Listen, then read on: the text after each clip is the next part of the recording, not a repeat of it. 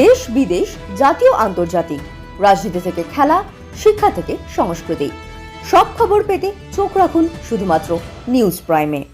আমরা সত্যি লুকোই না, আমরা সত্যি দেখাই। Subscribe our channel for further updates. নমস্কার, নিউজ প্রাইম আপনাদের স্বাগত। আমি সঞ্জয় রয়েছি আপনাদের সাথে। এই মুহূর্তে আমরা রয়েছি বিজেপির সদর দপ্তরে, যেখানে আজ সাজো সাজো রব, কারণ ইতিমধ্যেই শহরে পৌঁছে গেছেন দেশের স্বরাষ্ট্রমন্ত্রী অমিত শাহ। একে একে আসতে শুরু করেছেন বিভিন্ন রাজ্যের মুখ্যমন্ত্রীরা। আগামীকাল প্রধানমন্ত্রী স্বয়ং আসবেন, কারণ বাংলায় নতুন সূর্যোদয়। বিজেপির প্রথম রাজ্য সরকার নির্মিত হতে চলেছে, শপথ গ্রহণ অনুষ্ঠান আগামীকাল। এই মুহূর্তে আমার সঙ্গে রয়েছে বিজেপি মুখপাত্র বিমল শঙ্কর নন্দ। কথা বলে নেব তার সাথে। বিমলদা, প্রথমত নিউজ প্রাইমে আপনাকে স্বাগত। নমস্কার। আর নিউজ প্রাইমের তরফ থেকে এই ল্যান্ডস্লাইড ভিক্টরির জন্য অসংখ্য অভিনন্দন। ধন্যবাদ। কীভাবে দেখছেন এই জয়টা? কারণ 1951 সালে তৈরি শ্যামাপ্রসাদ মুখার্জির মাটিতে প্রথম বিজেপি সরকার। না, একটা রাজনৈতিক প্রক্রিয়ার সার্থক পরিসমাপ্তি, সার্কেল, সেটা কমপ্লিট হলো আজকে। And in a positive sense সার্কেলটা কমপ্লিট হলো।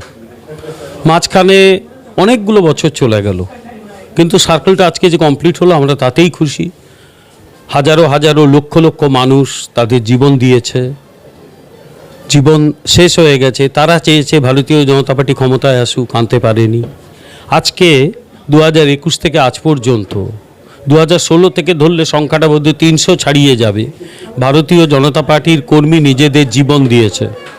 তাদের সেই জীবন, তাদের সেই রক্ত, প্রত্যেকটাই আজকে সাফল্য অর্জন করেছে। আমাদের তাদের ভুলে গেলে চলবে না, যে মানুষগুলো নিজের বুকের রক্ত দিয়ে বিজেপিকে ক্ষমতায় আনিয়েছে।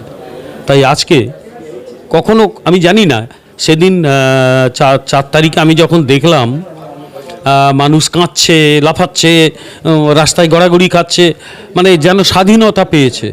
আমার সত্যি আমি অবাক হয়ে গেলাম দেখে, যে মানুষ কি মানে এতটা ঘৃণা করতো আগেকার দলটাকে। যদি এতটা ঘৃণা করতো, এত দলে তারা ক্ষমতায় ছিল কি করে?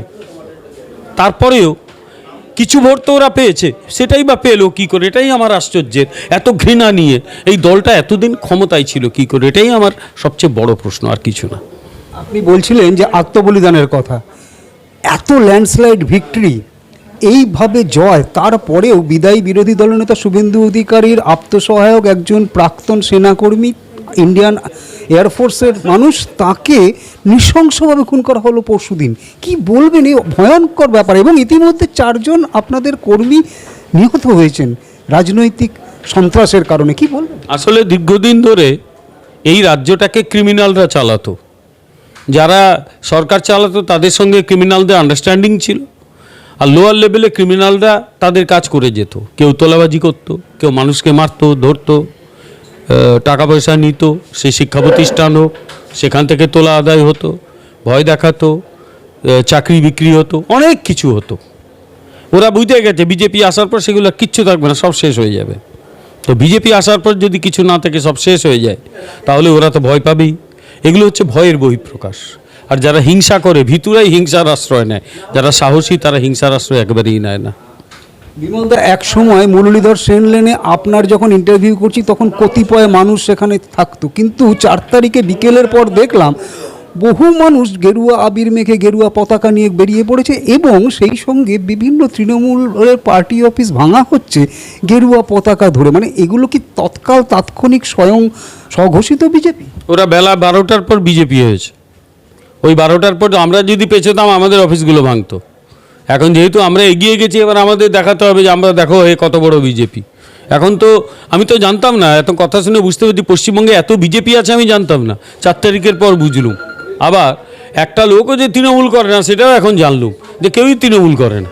বলে এটা অদ্ভুত সিচুয়েশান, এইভাবে চেঞ্জ হয়ে যায়। আগে তো দেখতাম চারিদিকে তৃণমূল, এখন চারিদিকে খালি বিজেপি। বোধ হয় this is the logic of power. এটাই ক্ষমতার লজিক, আর কিছু না। তাদেরকে কি কিছু বার্তা দেবেন যারা এই ভাঙচুরগুলো করছে এবং বিজেপির বদনাম হচ্ছে?